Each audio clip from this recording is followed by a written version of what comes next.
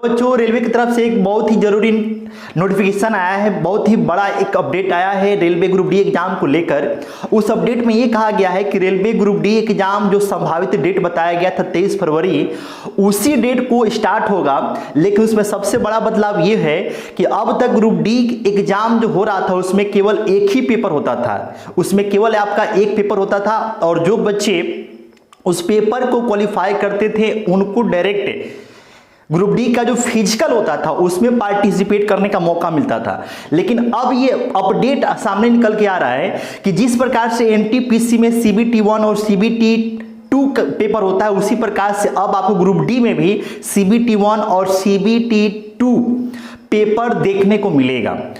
तो ये बहुत ही बड़ा बदलाव है, अब तक ऐसा नहीं हुआ है और अब से ये इस वैकेंसी के लिए आपको ये बदलाव किया गया है रेलवे की तरफ से, जो कि स्टूडेंट हित में कतई भी नहीं है। और सीबीटी जो आपका 2 जो होगा उसमें टोटल 120 क्वेश्चंस होने की बात की गई है और उसमें टोटल 90 मिनट का समय मिलेगा आपको 120 क्वेश्चन के लिए, जिसमें मैथ के 30 क्वेश्चन देखने को मिलेंगे, रीजनिंग के 35 क्वेश्चन मिलेंगे और साइंस के 30 क्वेश्चन मिलेंगे और जनरल अवेयरनेस का 25 क्वेश्चन से की बात कही गई है।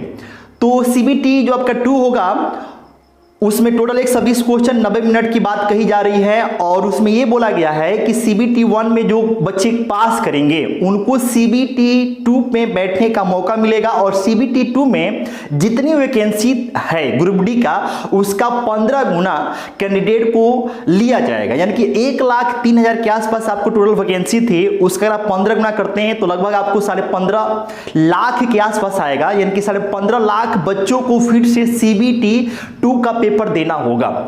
तो अब सबसे बड़ी यहां पर दिक्कत वाली बात यह है कि 2019 में वैकेंसी आई थी और उसके बाद से बच्चों ने इतना विरोध किया, इतना मतलब कि रेलवे बोर्ड को जगाया, तब जाके कहीं एग्जाम हो रहा है, ठीक है।